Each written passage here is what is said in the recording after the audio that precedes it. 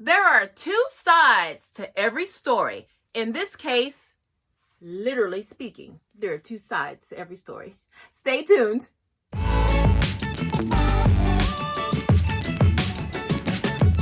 Hey guys, welcome back. It's Nikki with That Homeschool Life. And if you are looking for some new refreshing books for your children, especially for the holiday seasons, I have a number of books that I think you're really going to love. They are called Fractured Fairy Tales. Fractured Fairy Tales. And you know, in the month of December, all the fairy tales are playing on TV and in the movies. Why not get the other side of the story? So let's go. So I have here, so quickly, a fractured fairy tale is just perspective taking, right? It is taking the point of view from another character in the story. In this case, first book. Honestly, Red Riding Hood was rotten. And it says, the story of Little Red Riding Hood as told by the wolf. And you know, every time you say the word wolf, you have to say dun dun dun dun or dun dun doom doom. You got to do sound effects when you read. Now we know this story is told from the perspective of Little Miss Red Riding Hood. But in this book, we find out the story from the wolf and how he thinks the story goes down. Oh, and this book is by Trisha Speed Shaskan. The links will be down below in the description box. Now, the books are very colorful. I'm sorry, guys, about the glare.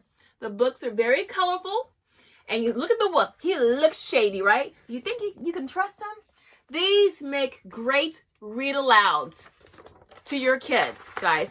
Or if you have an older child, maybe in 3rd grade and up, eventually they probably will study fractured fairy tales, like in their writing, when they start with like narrative writing. So this is a great mentor text to use, or to just have an example of perspective taking, okay? Or narrative taking, narrative writing. So the wolf is just saying, I didn't do all that and she did this and it wasn't me. You know, when your kids are fighting and they broke something or they stole a cookie and they're pointing the finger, telling their side of the story. There you go. And then they have some little extra information in the back. But listen. Of course you think I did a horrible... Okay, now listen. This is the wolf talking. Of course you think I did a horrible thing by eating Little Red Riding Hood and her granny. You don't know the other side of the story. Well, let me tell you the story of Little Red Riding Hood. Look at him. See?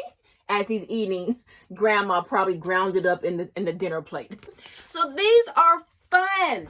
These are fun. So the next one is, seriously, Cinderella is so annoying. The story of Cinderella as told by the wicked stepmother. Of course you think Cinderella was the sweetest belle of the ball. You don't know the other side of the story. Well, let me tell you, says the wicked stepmother. So the graphics are just lovely and beautiful, and you just go through the story, and the wicked stepmother is everything that you know about the real story, the original story. The stepmother is just telling her side. She was like, no, she said this, or she did this. Who got the shoe put on her foot at the end of the story? And why and how? So these books are funny, people. And then they give you more things to discuss, to think about. And then more information. Oh, well, there's the glossary. So you can really milk these books. There's a read more. You can milk these books for all it's worth. Okay, so that's Cinderella. Next we have Goldilocks Greedy Behind. Believe me, Goldilocks rocks. Of course you think Goldilocks was a brat who broke in and trashed our house. You don't know the other side of the story. Well, let me tell you, says the baby bear. So this is the story as told by the baby bear. Again, beautiful graphics. The story, the original story plays out, but sometimes the characters are in different places, or they say different things, or they do something different. So these are hilarious. Hilarious. And it's such a great discussion just to talk to your children and think, what were they thinking? Or why did they do that? Or what if we changed the character again and we did Little Red Riding Hood from the point of view of Grandma, or the Goldilocks bear from the point of view of, you see all that? Look at all that. I don't know who else is in Goldilocks and the Three Bears. No one else. All right. And next we have, now this is by a different publisher. This is The True Story of the Three Little Pigs, as told by John Sieska. I like John Sieska. He's one of our favorite authors. This one is pretty funny. I love the graphics for this one. Again, everybody knows the story of the Three Little Pigs, or at least they think they do. But I'll let you in on a little secret.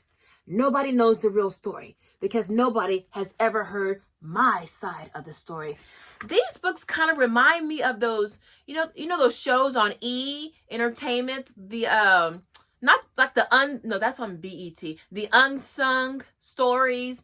And the actors when they were younger, and then they have those shows, Where Are They Now? And then, they talk to them and get their side of the story of how things happen. It's so fun like that. It's sometimes it's kind of messy.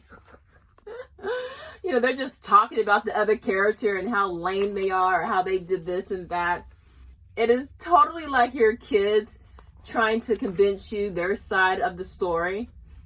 So it's pretty hilarious.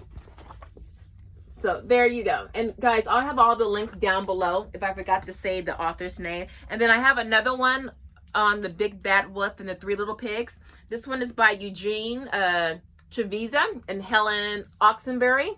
It says, once upon a time, there were three cuddly little wolves with soft fur and fluffy tails.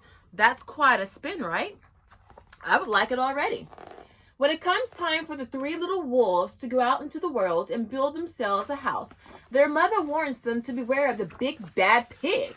But the little wolves' increasingly sturdy dwellings are no match for the persistent porker, who has more up his sleeve than huffing and puffing. It takes a chance encounter with a flamingo pushing a wheelbarrow full of flowers to provide a surprising yet satisfying solution to the little wolf's housing crisis. So this is just funny. Oh, and this one, it has a number of awards or honors. The Library School Journal, a Parent's Choice Honor Book, a book list. Well, you can just see it right here. Those are the awards, and it made the Publishers Weekly. So I really like this one. This one gives a little bit more to it. So I know there are a lot more out there. These are just a great start to have just to get the conversation going and the imagination, churning. So these make great read alouds or bedtime stories. Or if you have a slightly older child, upper elementary, and they're studying fractured fairy tales, they make perfect mentor texts or model text for writing. Okay, so that's it. This is Nikki with That Homeschool Life. Thank you so much for watching, and if you please like, share, and subscribe if you haven't yet. And side note, I think I'm on day 71 of my personal challenge of wearing everything in my closet, so that's why you see these obnoxiously shiny shimmery earrings and a shirt that's a little bit too tight, but I have to wear everything in my closet and my jewelry box, and I fulfilled that today. So thank you very much for watching, and I'll see you in a few days with a brand new video. Peace.